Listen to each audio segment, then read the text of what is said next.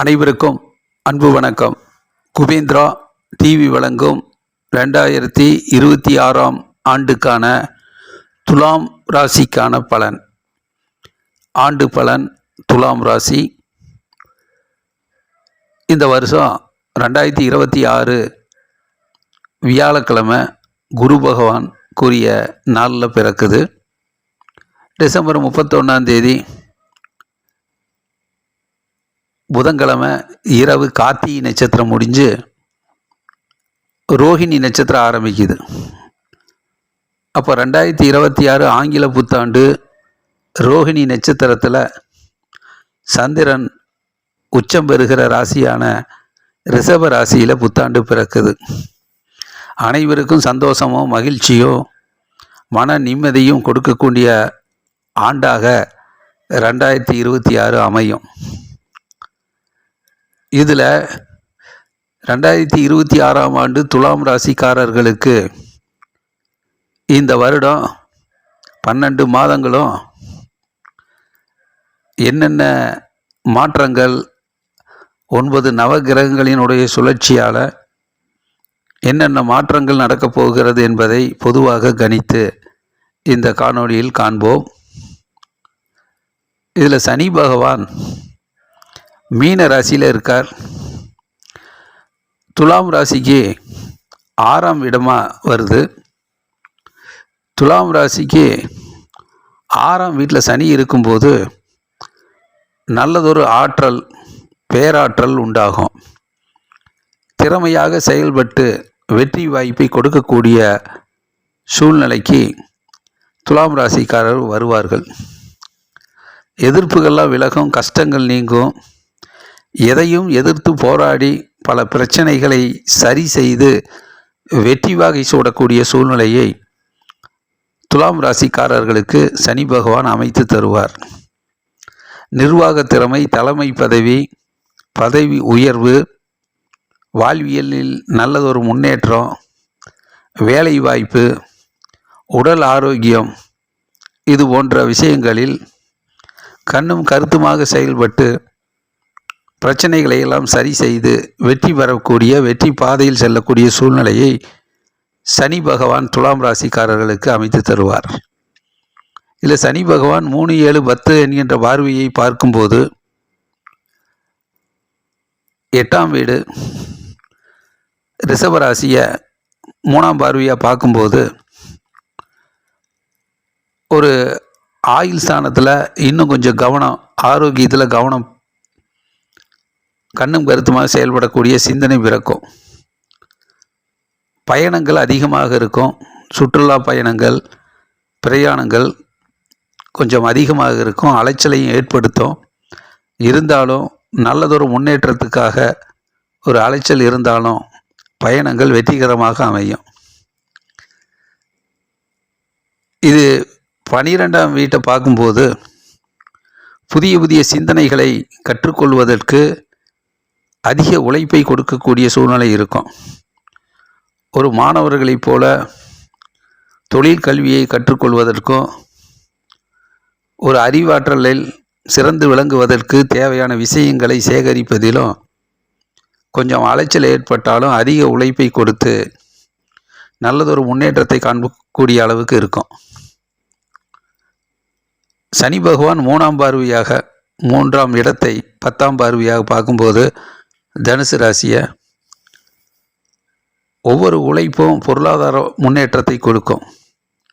ஒவ்வொரு உழைப்பும் ஒரு உயர்வான பண வருமானத்துக்குரிய சிந்தனைக்கு வழியமைத்து கொள்ளக்கூடிய அளவுக்கு இருக்கும். ஆகவே சனி பகவான் துலாம் ராசிக்காரர்களை நன்கு மேன்மைப்படுத்துவார், உயர்த்தி முன்னேற்றத்தை அதிகப்படுத்துவார். இதில் குரு பகவான் தற்போது 9ஆம் வீட்டில் மிதுன ராசியில் இருக்கார். யோகஸ்தானத்தில் இருக்கிறதுனால திடீர் அதிர்ஷ்ட வாய்ப்புகள் கூடும். எதிர்பாராத பண வருமானம் வரும். மற்றும் தன்னுடைய அறிவாற்றலாலையும் திறமையாலையும் பண வருமானம், பொருளாதார முன்னேற்றத்தை அதிகரிக்க செய்யக்கூடிய அளவுக்கு துலாம் ராசிக்காரர்கள் தன்னை தயார்படுத்தி கொண்டுவார்கள். அதில் வெற்றியும் காண்பார்கள். உழைப்புக்கேற்ற உயர்வு இருக்கும். குரு பகவான் 5, 7, 9ஆம் பார்வையாக ராசியையே பார்க்கறதுனால கலைத்துறையில் இருப்பவர்களுக்கு நல்ல மேன்மையான பலன் கிடைக்கும். வாகன யோகம் இருக்குது. புதிய வாகனம் வாங்கிறது, வீட்டை அலங்காரப்படுத்துவது, புதிய புதிய ஆடைகளை ஆபரணங்கள் வாங்குவது, மனதுக்கு பிடித்த இடங்களுக்கு செல்லக்கூடிய சூழ்நிலை, இதெல்லாம் நல்லாவே நடக்கும். குரு பகவான் 7ஆம் பார்வையாக 3ஆம் வீட்டு தனுசு ராசி பார்க்கும்போது பொருளாதார முன்னேற்றம், பல நாள் தொடர்ந்து முயற்சி செய்த விஷயங்கள் எல்லாம் ஒரு பண வருமானத்துக்கு, பொருளாதார முன்னேற்றத்துக்குரிய வழி அமையும். பேரும் புகழும் கிடைக்கும். பெருமைக்குரிய சூழ்நிலை அமையும். நீண்ட நாள் எண்ணங்கள், லட்சியங்கள், குறிக்கோள்லாம் ஈடேறக்கூடிய சூழ்நிலை உண்டாகும். புத்திசாலித்தனமாக செயல்பட்டு வெற்றி வாகை சூடக்கூடிய சூழ்நிலையை குரு பகவான் அமைத்து தருவார்.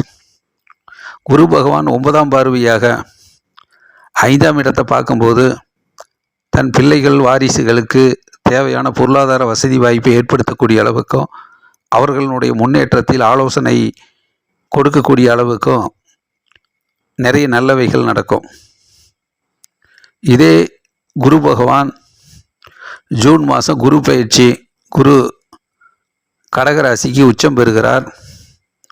10ஆம் வீட்டில் இருக்கக்கூடிய குரு பகவான் தொழிலில் இன்னும் கொஞ்சம் அதிக கவனத்தை ஏற்படுத்தி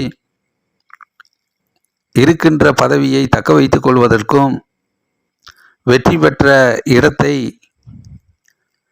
அதை பாதுகாத்து வெற்றியை தக்க வைத்துக் கொள்வதற்கும் நிறைய முயற்சிகளை எடுக்கக்கூடிய சூழ்நிலை வரும். புதிய தொழில் தொடங்கிறது, புதிய தொழில் முன்னேற்றத்துக்குரிய சிந்தனைகள், இதெல்லாம் நன்கு சிந்தித்து யோசிக்கக்கூடிய காலகட்டமாக இருக்கும்.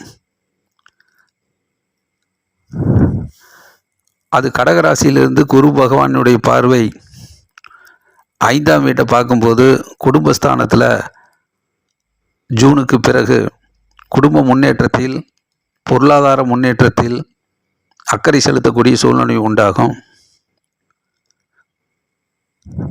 4ஆம் வீட்டை சனி பகவான் வீடு மகர ராசியை பார்க்கும்போது வெற்றிக்காக கடுமையாக உழைத்து அந்த உழைப்புக்கேற்ற ஊதியத்தை அடைவதற்கு தன்முனைப்போடு செயல்படக்கூடிய சூழ்நிலை உண்டாகும். 6ஆம் வீட்டை பார்க்கும்போது 9ஆம் பார்வையாக உடல் ஆரோக்கியத்தில் கவனம் செலுத்தக்கூடிய சூழ்நிலையும், சிறு சிறு பிரச்சனைகள் வந்தாலும் அது நிரந்தர நல்லதொரு தீர்வுக்கு ஒரு மருத்துவ உதவியாலும் உடல் ஆரோக்கியத்துக்கு வழிவகுத்து நல்ல விஷயங்கள், ஆரோக்கியமான விஷயங்கள் குரு பகவான் ஏற்படுத்தி கொடுப்பார். ராகு கேது பயிற்சி இந்த வருஷம் நவம்பர் மாதம் நடக்குது. இதில் ராகு கும்பராசியில் 5ஆம் வீட்டிலிருந்து 4ஆம் வீட்டுக்கு வருவார் நவம்பருக்கு பிறகு.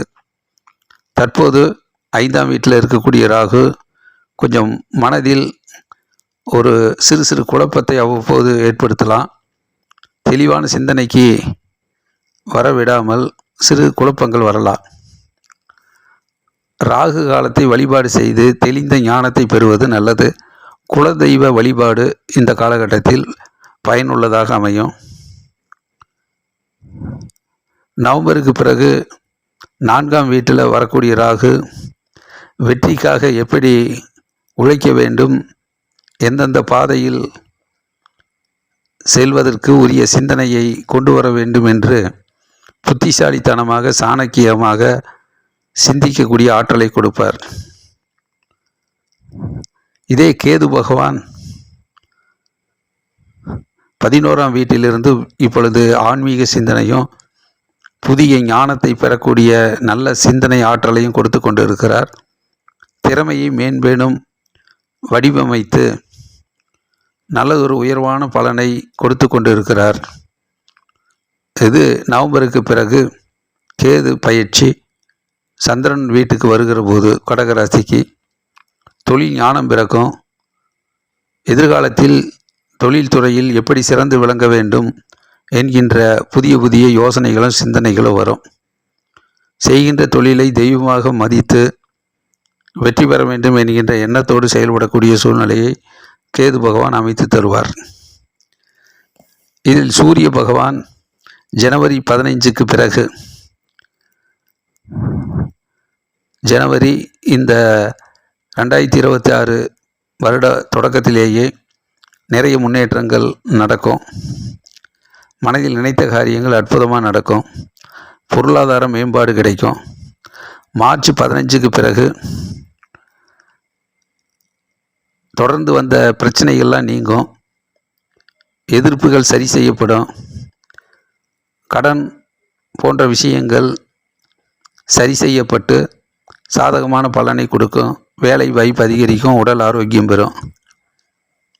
ஜூலை 15 தொழிலில் நல்லதொரு முன்னேற்றம் ஏற்படும். ஆகஸ்ட் 15க்கு மேலே எடுத்த முயற்சியில் லாபகரமாக வெற்றிகரமாக அமையும். திறமைக்கு நல்ல அங்கீகாரம் கிடைக்கும். பாராட்டு கிடைக்கும். இது சூரியனுடைய அனுகூலத்தால் 2026 அந்தந்த மாதத்தில் அந்தந்த முன்னேற்றங்களை துலாம் ராசிக்கு வாரி வழங்குவார். இது செவ்வாய் பகவான் இந்த 2026 ஆண்டு தொடக்கத்திலேயே நிலம், வீடு, பூமி சம்பந்தப்பட்ட விஷயங்கள் வெற்றி பெறும்.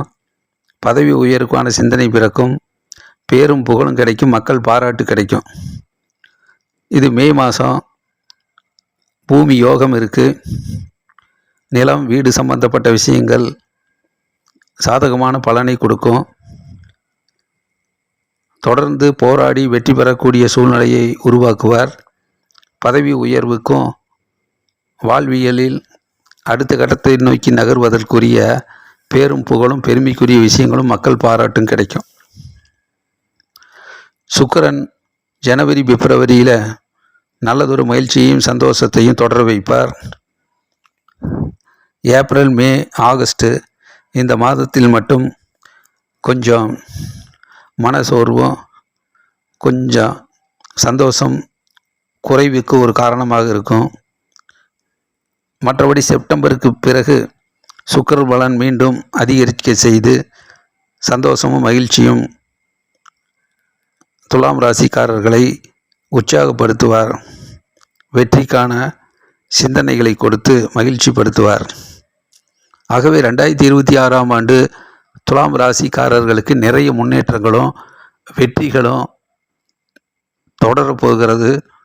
தொடர்ந்து நிறைய சாதனைகளை பெறக்கூடிய ஆண்டாக, பெருமைக்குரிய ஆண்டாக, பொருளாதார முன்னேற்றத்தில் மேன்மை அடைய செய்யக்கூடிய ஆண்டாக, நல்ல பலன்களை கொடுக்கக்கூடிய ஆண்டாக அமைகிறது. ஆகவே நவ கிரகங்களினுடைய ஆசியாலையும் இறைவனுடைய நல்லருளாலையும் நிறைய முன்னேற்றங்களை பெற வேண்டும் என்று சொல்லி குபேந்திரா டிவியை தொடர்ந்து பாருங்கள். லைக் பண்ணுங்கள், ஷேர் பண்ணுங்கள், சப்ஸ்கிரைப் பண்ணுங்கள். நன்றி, வணக்கம்.